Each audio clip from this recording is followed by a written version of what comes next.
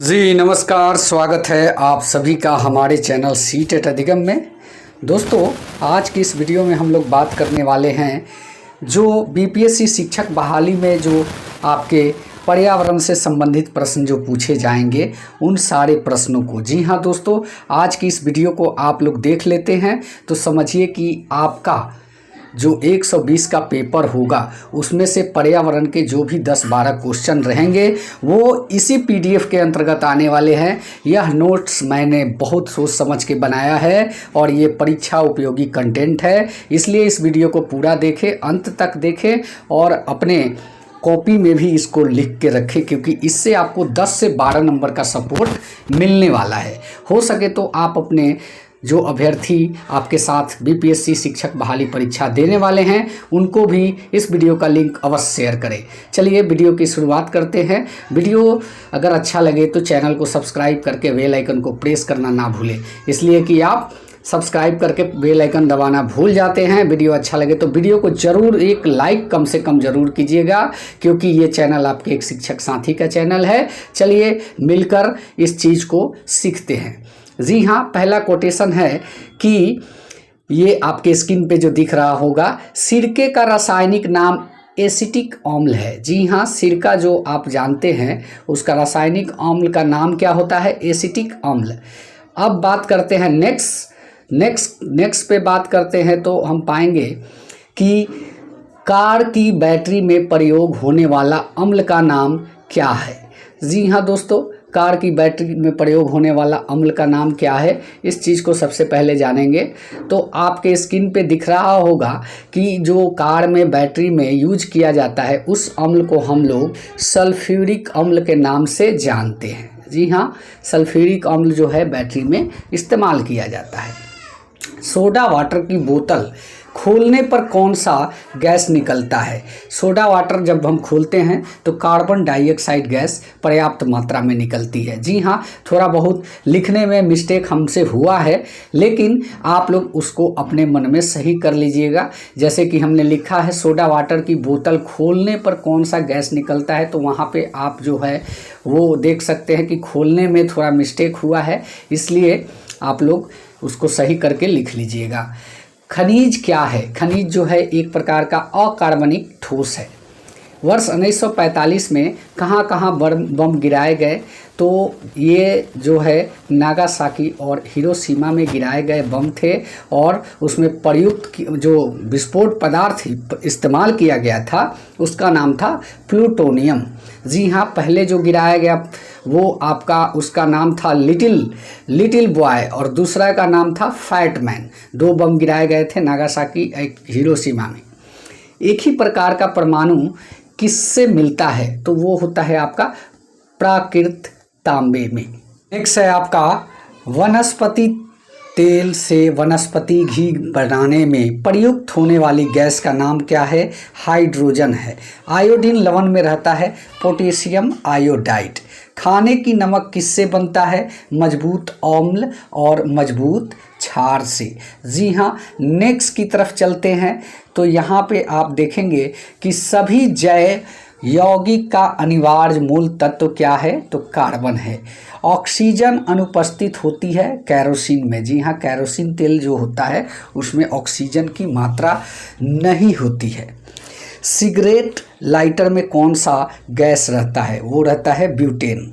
तरलीकृत petroleum gas का प्रमुख घटक क्या है? ब्यूटेन, प्रोपेन और इथेन। जी हाँ दोस्तों, वीडियो अच्छा लगता हो तो चैनल को भी सब्सक्राइब करते चलिएगा और बेल आइकन को भी प्रेस करते चलिएगा।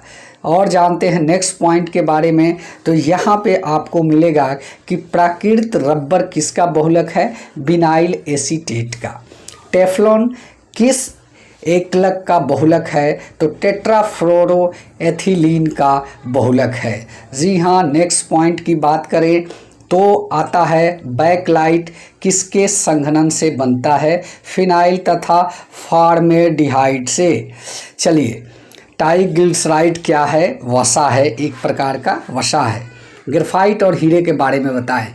ग्रेफाइट और हीरा कार्बन का एक अपरूप है जिनकी क्रिस्टलीय संरचना अलग अलग होती है और हीरा जहाँ प्राकृतिक रूप में पाया जाता है वहीं सर्वाधिक कठोर होता है। ग्रेफाइट विद्युत का सुचालक है, हीरा विद्युत का कुचालक है।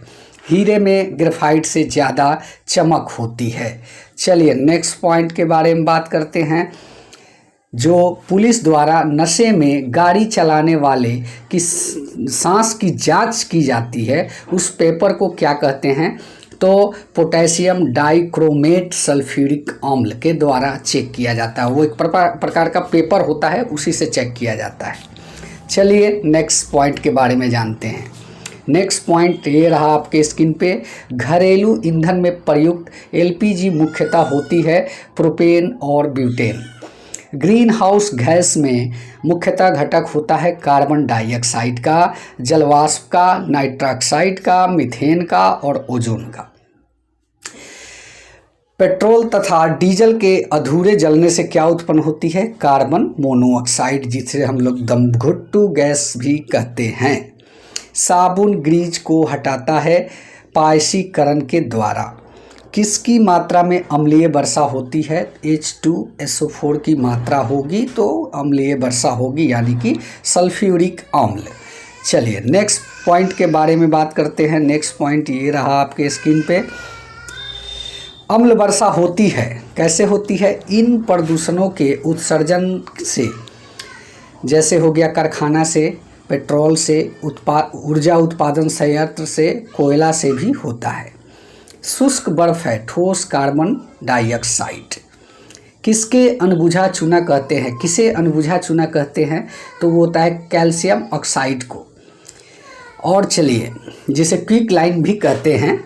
कठोर धातु किसे कहते हैं? हीरा को। खाना बनाने में प्रयोग किया जाने वाला गैस मीथेन होता है, मुख्यतः गैस, याद रखिएगा। बायोगैस में कौन सा अवयव प्रमुख है? मीथेन होता है। और नेक्स्ट बात करेंगे, नेक्स्ट टॉपिक ये आता है आपके स्क्रीन पे। ठोस कपूर वाष्प बनने की प्रक्रिया को क्या कहते हैं? ऊर्ध्वापातन कहते हैं। ये पूछा जाता है। ये सारे प्रश्न ऐसे हैं जो बीपीएससी में पूछे गए प्रश्न हैं। नींबू खट्टा किस कारण से होता है? साइट्रिक अम्ल होता है, उसी के कारण खट्टा होता है।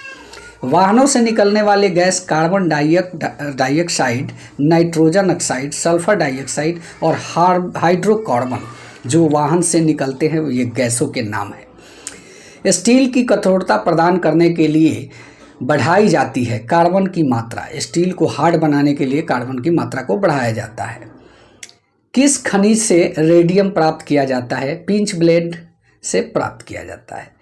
तालाब में तैरने से मनुष्य की त्वचा जल जाती है, क्यों? क्योंकि क्लोरीन की मात्रा अधिक होती है। आप ऑब्जर्व कीजिएगा, जब आप तालाब में नहाएंगे और ज़्यादा टाइम तक नहाएंगे तो आपके स्किन का रंग जो है बदलने लगेगा।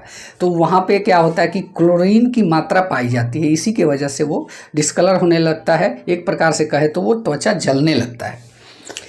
हाइड्रोजन को जलाने से क्या बनेगा? पानी। हाइड्रोजन को जलाने से पानी बनेगा, वाष्प बनता है। हाइड्रोफ्लोरिक एसिड को कांच की बोतल में नहीं रखा जा सकता, क्यों? क्योंकि यह कांच की सिलिकॉन डाइऑक्साइड से प्रतिक्रिया कर लेता है, जिससे बोतल में विस्फोट हो जाता है। चलिए नेक्स्ट पॉइंट के बारे में जानते हैं। यह वीडियो अच्छा लगता हो तो चैनल को प्लीज़ सब्सक्राइब कर लीजिएगा। वायु में थोड़ी देर रखने पर किस धातु के ऊपर हरे रंग के बेसिक कार्बोनेट की परत जम जाती है? वह धातु कौन सा है? तांबा है। वस्तुतः यह धातु वायु में तांबे के ऑक्सीकरण का परिणाम है। इसे पटिका भी कहा जाता है, पटीना। चलिए, किस रसायन के कारण पटाखा फूटने से चमकदार लाल रंग दिखाई देता है? तो एस्टासियम है। एस्टासियम के चलते चमकदार दिखाई देता है पटाखा जब फूटता है तो। अब नेक्स्ट पॉइंट के बारे में बात करते हैं। विस्फोट नाइट्रोग्लिसरीन है, क्या है? एस्टर है। विस्फोटक जो नाइट्रोग्लिसरीन होता है वो एक प्रकार एस्टर। किस खनिज द्वारा लोहा प्राप्त किया जा सकता है? तो हेमेटाइट द्वारा। हेमेटाइट से लोहा प्राप्त होता है। यह प्रश्न भी पूछा जाता है। जिस धातु कर्म प्रक्रिया में धातु मिश्रित अवस्था में पाई जाती है उसे क्या कहते हैं? परगलन कहते हैं। परगलन धातु कहते हैं। पीतल का घटक कौन है? लोहा और तांबा, इसको मिक्स करने से पीतल बनता है। जस्ते से एक बर्तन पर विद्युत लेपन की विधि को क्या कहते हैं? बर्तन को ऋण ध्रुव और जस्ते के धन ध्रुव से बनाया जाता है। जंग लगे लोहे में कौन सा परिवर्तन होता है? यह लंबे समय तक बढ़ता रहता है। यह जो है परिवर्तन जो होता है बढ़ते रहता है। स्टेनलेस स्टील का मिश्र धातु क्या है? लोहा और निकेल। कार्बन और कैल्शियम का मुख्य रूप से लोहे और क्रोमियम का ये मिक्स होता है, जिसके वजह से स्टेनलेस स्टील बनता है। ऋणात्मक आवेश किस में होता है? बीटा किरण में। अल्फा लोग मार देते हैं लेकिन बीटा होता है। CO समूह का, कार्बन समूह का आबंध क्रम क्या है? 3 है। भारी पानी वह पानी होता है जिसमें हाइड्रोजन का स्थान आइसोटोप ले लेता है। याद रखिएगा, जब भारी जल की बात है तो उसमें हाइड्रोजन का स्थान जो है आइसोटोप ले लेता है। दूध का उदाहरण क्या है? कोलाइड, विलियम और इमल्सन होता है, ये दूध के उदाहरण है। और दूध मीठा क्यों लगता है वो आपको पता होना चाहिए, लैक्टोबैसिलस के कारण। कार्बोहाइड्रेट के अपघटनोपरांत अंतिम रूप में क्या पाया जाता है? जो पाया जाता है ग्लूकोज पाया जाता है। अल्कोहलिक खमीर की आखिरी उत्पाद क्या है? इथाइल अल्कोहल है। जी हाँ। अब नेक्स्ट में आते हैं। नेक्स्ट भी बहुत मज़ेदार पॉइंट्स है। ग्लूकोज को एथिल अल्कोहल में किस एंजाइम द्वारा बदल दिया जाता है? तो जाइमिन के द्वारा। शक्कर में किण्वन से क्या बनता है? इथाइल अल्कोहल बनता है। अपमार्जक क्या है? संघन अभिकर्ता है। कौन सा पदार्थ साबुन बनाने में प्रयुक्त होता है? वनस्पति तेल। पीतल में कौन सी धातु होती है? जैसा कि पहले भी आप लोगों ने जाना, तांबा और जस्ता। तीसरे और चौथे समूह में ऑक्साइड का समान गुणधर्म क्या होता है? बेसिक और एसिडिक। रेडियोधर्मी पदार्थ से उत्सर्जित करता है अल्फा, बीटा, गामा किरण। जी हाँ। हवा में जिस गैस की मात्रा अधिक होती है वो कौन सा गैस है? वायुमंडल में सबसे ज़्यादा नाइट्रोजन का मिश्रण होता है। कितना होता है? 48.8 होता है।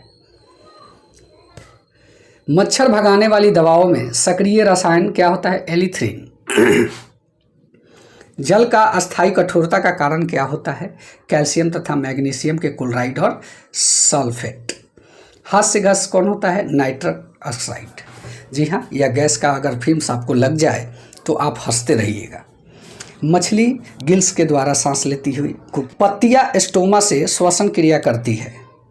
पत्तियाँ जो होती है स्टोमा से मिलकर श्वसन क्रिया करती है। और जो मछली है, मछली को फेफड़े नहीं होते हैं, गिल्स के द्वारा सांस लेती है। डॉल्फिन तथा व्हेल के गिल नहीं होते।